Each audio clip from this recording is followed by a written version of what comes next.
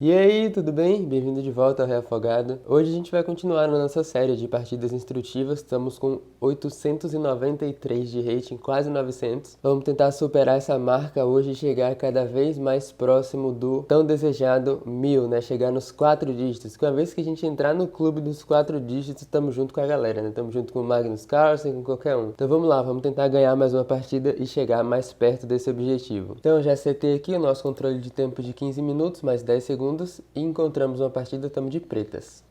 Então ele jogou E4, vamos jogar E5. O nosso oponente aqui tem 918 de rating, então bem próximo do nosso. Ok, ele jogou cavalo para F3, talvez a gente tenha a oportunidade de entrar numa linha clássica agora, né? Vamos jogar cavalo C6, defender o nosso peão aqui.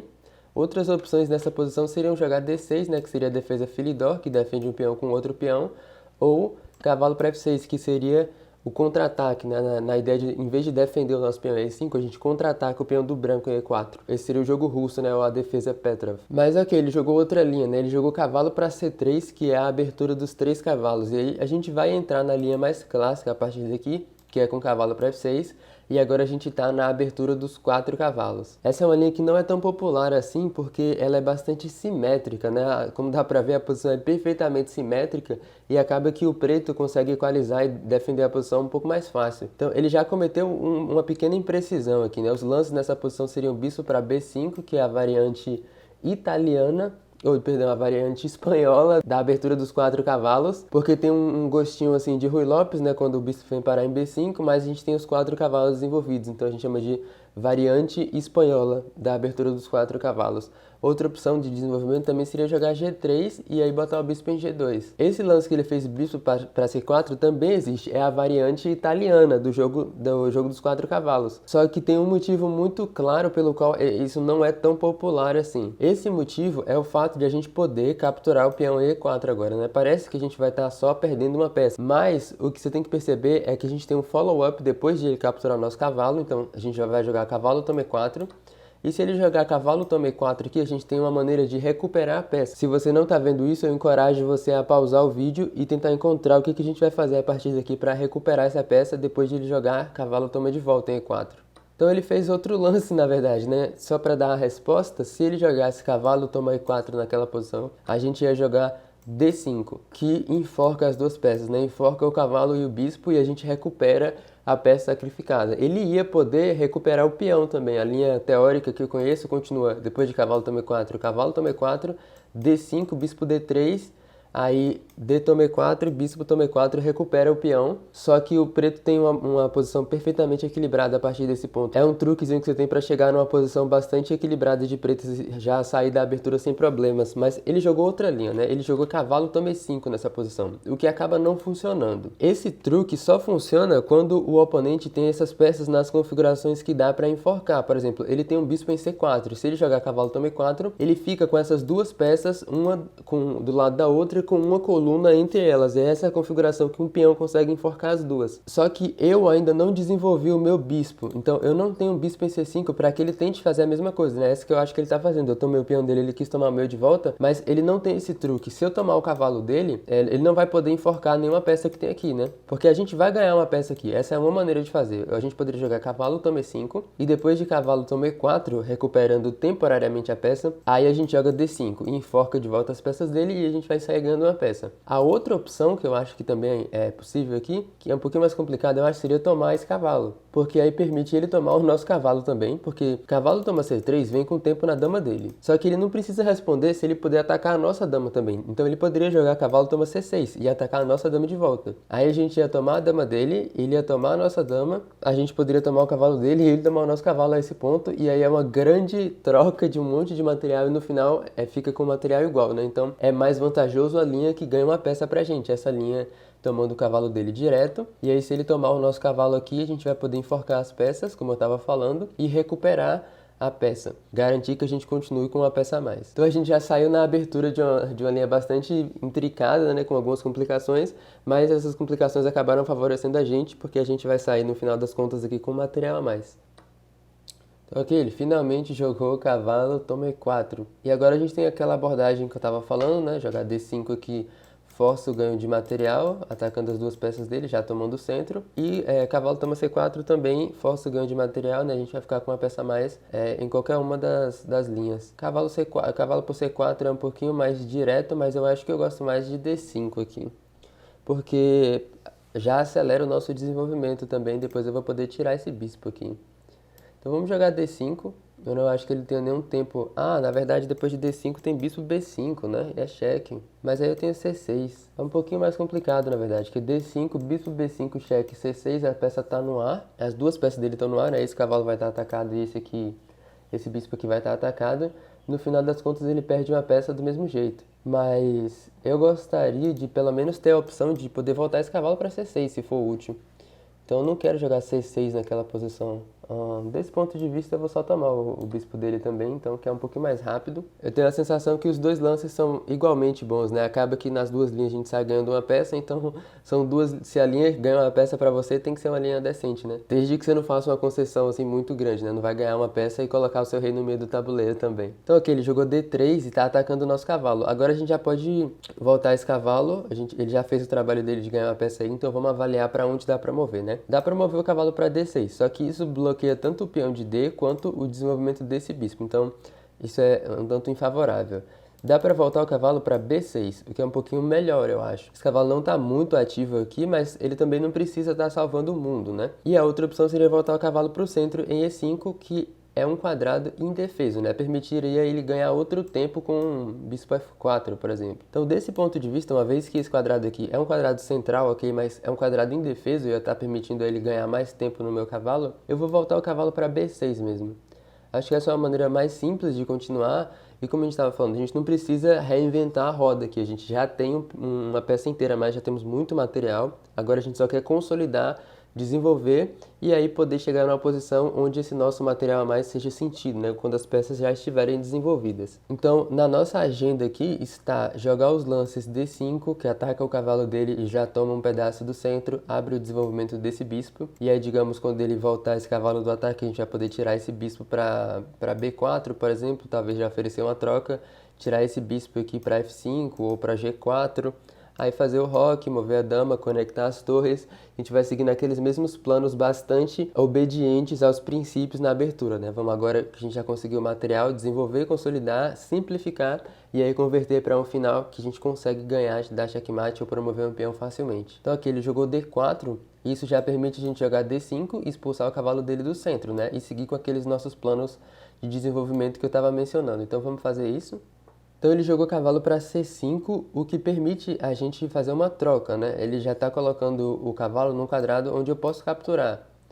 E ele resignou por algum motivo, né? O que simplifica muito o nosso trabalho, né? A posição estava muito melhor pra gente, com a peça a mais, só que a gente ainda tem que trabalhar um pouquinho para converter isso. Então, ok, mais uma partida ultra rápida, quer dizer que a gente vai ter mais um pouquinho de tempo para brincar de cientista no quadro de análise. Então vamos levar essa partida para lá, vamos ver o que dá para aprender com essa breve partida. Então aqui eu trouxe a partida pra cá, a gente jogou uma partida perfeita, basicamente, jogamos com 99,7% de precisão, o que parece assim absurdamente alto, mas na verdade foi porque a partida foi muito breve, né? A gente só teve que achar lances bastante óbvios mesmo só na abertura, e todos os lances que a gente fez eram para ganhar material, basicamente, então acaba que a avaliação fica dessa forma, né? Nossos lances concordaram bastante com os do computador e aí fica esse alto percentual, mas eu garanto que eu não sou um ciborgue. Então vamos lá, vamos ver o que aconteceu, vou mudar a perspectiva aqui, que a gente estava de pretas, né? Então vamos ver do lado das pretas, E4, E5, cavalo F3, cavalo C6, e aqui ele jogou cavalo para C3, né? A abertura dos 3 cavalos. E o nosso lance mais comum e mais teórico nessa posição é concordar com o branco em jogar esse jogo bastante simétrico, jogar a abertura dos 4 cavalos com cavalo para F6. Agora o branco tem aquelas opções que eu estava mencionando, né? Ele poderia ter jogado bispo para B5 aqui, que é uma variante muito teórica, que é a variante espanhola da abertura dos 4 cavalos. Ele também poderia ter jogado D4, a variante escocesa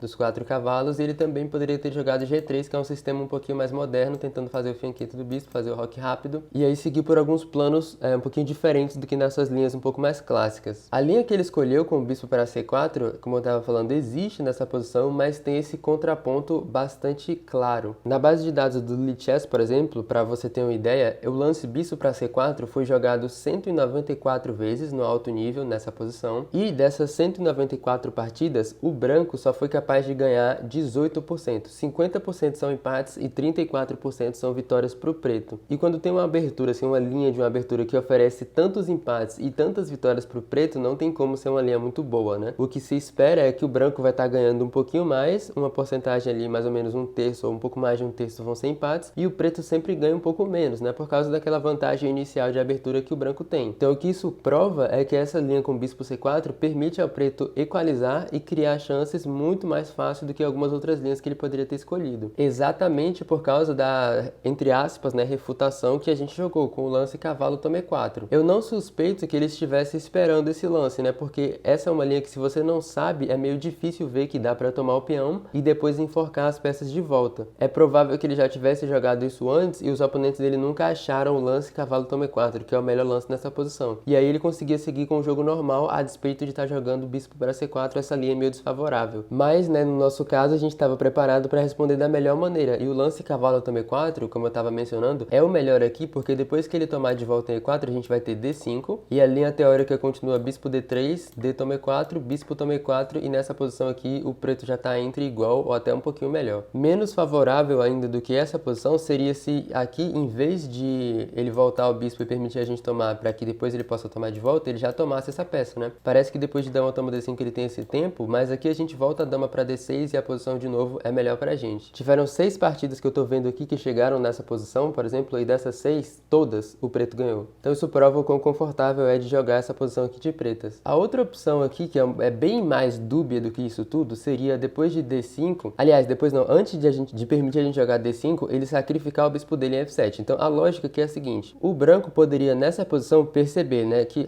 se eu tomar o cavalo aqui, ele vai poder jogar D5 e enforcar as minhas peças. Então o que eu vou fazer? Em vez de tomar o cavalo, eu vou sacrificar o meu bispo de volta, e aí quando o preto capturar esse bispo, ele vai expor um pouco o rei dele, e aí eu recapturo o cavalo e fica meio que material igual. Então a ideia seria jogar bispo toma F7. Essa linha chama Gambito Noa. É uma linha que existe, eu até tenho um vídeo cobrindo essa abertura. Eu vou deixar um card que vai te levar para esse vídeo aqui em cima, se você quiser explorar um pouco mais o que acontece a partir dessa posição, que eu não vou entrar em detalhes aqui, uma vez que eu já tenho um vídeo de mais de 20 minutos falando dessa abertura. Mas a ideia básica é que depois de a gente tomar aqui, o argumento é que nessa posição o material está equilibrado e o rei preto está exposto. Mas na verdade, a refutação para toda essa tentativa aqui é o lance D5, e aí vai expulsar esse cavalo e o preto vai ter o centro cheio. E o preto acaba saindo com vantagem a despeito do rei um pouquinho mais fraco. Por isso que eu digo que esse é um gambito bastante dúbio. Se o preto joga corretamente, ele consegue garantir uma posição melhor. Para embasar o que eu estou falando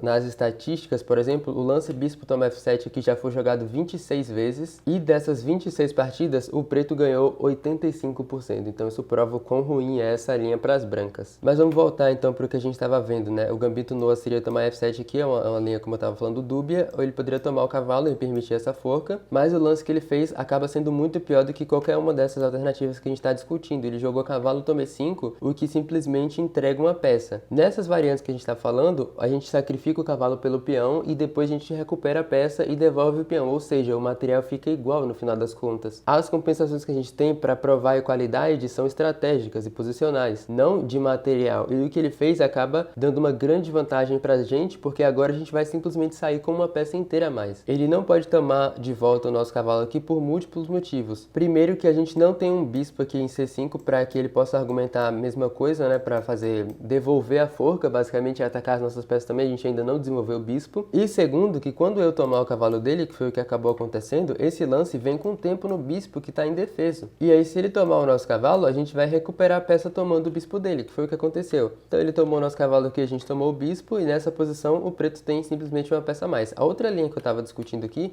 naquela posição lá, seria tomar o cavalo dele primeiro, aqui. Eu não gostei dessa linha porque ele poderia devolver o ataque, né? Esse lance vem com o tempo na dama dele, mas ele poderia devolver o ataque tomando de volta. Parece que fica um pouquinho complicado, mas é só a gente manter em mente qual a relação material. Então, vamos voltar pra gente entender o que tá acontecendo. Nessa posição aqui, o material é perfeitamente igual. Então, eu vou tomar uma peça dele, eu tenho uma peça a mais. Ele vai tomar uma peça minha, agora o material é igual de novo. Eu vou tomar a dama dele, eu tenho uma dama a mais. Ele toma a minha, e o material é igual de novo. E aí eu posso tomar o cavalo dele e deu uma peça a mais, e ele vai tomar o meu, e aí a gente fica com o material igual de novo, e no final das contas a gente não saiu ganhando nada daqui. Então foi por isso que eu não gostei dessa linha, né? Talvez tivessem algumas alternativas, a gente inclusive vai voltar e ver isso de novo com o computador quando a gente chegar no final da partida. Que não tá muito longe, né? Uma vez que a partida só durou 9 movimentos. Tamo por espírito das miniaturas, né? Eu acho que o último episódio dessa série foi uma partida de 12 ou 13 movimentos também. Mas ok, mesmo assim, como a gente tá vendo, ainda tem bastante valor instrutivo que dá pra ser retirado de uma partida, mesmo que seja tão breve quanto essa. Então a gente preferiu a linha que é mais simples e garante o ganho material. A gente toma o cavalo dele e quando ele tomar o nosso, a gente toma esse bispo aqui que tá indefeso e saímos com uma peça a mais. Aqui ele jogou D3, que força o cavalo a voltar, e a gente tinha aquelas opções. Eu tava considerando o cavalo pra E5 ou o cavalo pra B6. Como eu tava falando, eu acho que os dois lances são bons, é mais uma questão de preferência, assim. Eu acho que cavalo B6 coloca o cavalo num quadrado defendido e é um pouquinho mais seguro de jogar. A gente pode depois priorizar desenvolver as outras peças.